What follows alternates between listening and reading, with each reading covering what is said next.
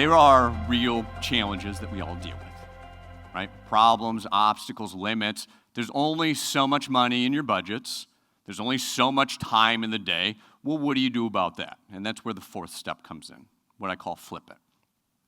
Finding a strength in your weaknesses. The best way to do that is to create a bigger problem. I know, you're like, Sterling, I thought you were crazy. Now I'm 100% sure of it. Hear me out. Oftentimes, when we run into problems, we shrink back from them. We say, well, if I can't hit 100% of the goal, maybe 95%, maybe 90%, maybe 80%. You start negotiating with yourself. As more circumstances take hold, you start negotiating further and further and further back. Well, you're ignoring the whole other side of the equation, which is, why not 110, 120, 130% of your goal? When you create a bigger problem, when you shoot higher than you're already shooting, it reframes the world to understand it in a little bit of a new way. Richard Branson, who probably everybody is familiar with, back in the 90s was running Virgin Atlantic, the airline company, ferrying people between Europe and the US. And if you recall the early 90s, it was a difficult economic time. And he had a problem, a real problem. He wanted to retrofit his entire fleet of planes with the latest and greatest entertainment system. This is what that looked like in the 90s, by the way, before the tablets and iPhones and everything else that we have.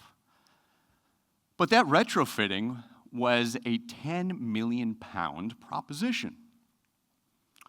He went to the banks and they said, no way, no how. He went to his friends, nothing. He called in favors, still no.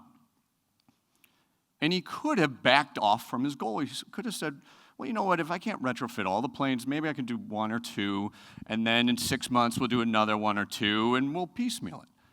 But he didn't. He flipped it, and he created a bigger problem. He said, you know what, if I can't find 10 million pounds to retrofit these planes, why don't I just buy new planes? A 4 billion pound proposition. Well, he calls up the CEO of Boeing, and he says, listen, if I buy new planes, will you throw in the entertainment system for free? They agree. Calls up the CEO of Airbus, same exact conversation. In a time where it was impossible for him to raise 10 million pounds for this project he was working on, he comes up with 4 billion and the newest, best equipped planes in the company's history. Those hard challenges that you're facing, the budgets, the time, whatever it is that's in front of you, that is the pathway of potentially your greatest successes. You just have to have the courage to look at it that way.